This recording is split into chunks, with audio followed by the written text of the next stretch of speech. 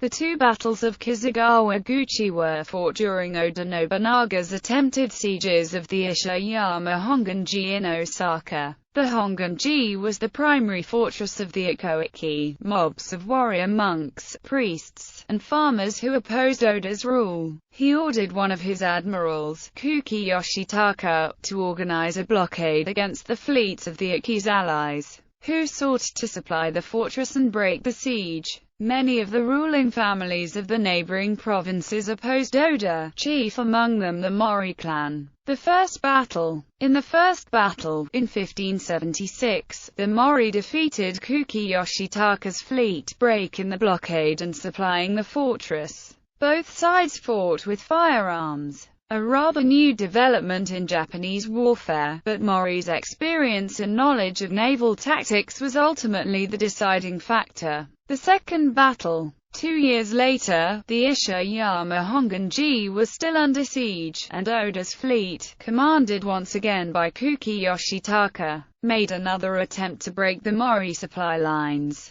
Going against convention, Yoshitaka fought with 6 very large Oedakebun ships, rather than a combination of small, medium, and large craft. Normally, Oedakebun were essentially wooden floating fortresses, covered in gun and bow emplacements. According to some accounts, it may be believed that these 6 were the first ironclads, and were built such that guns could not penetrate them. However, rather than true ironclads, made primarily or entirely of metal, these craft probably simply had limited iron plating in key locations. Several Mori vessels were burned and sunk, and Oda's fleet ultimately achieved victory. The supply lines were broken, and the Honganji fell soon afterwards. However, during this battle an interesting flaw was discovered in the Oedakebun design. As Mori samurai rushed aboard the large ship, all the defending warriors ran to that side of the deck, to defend themselves, and the ship capsized as its center of gravity shifted.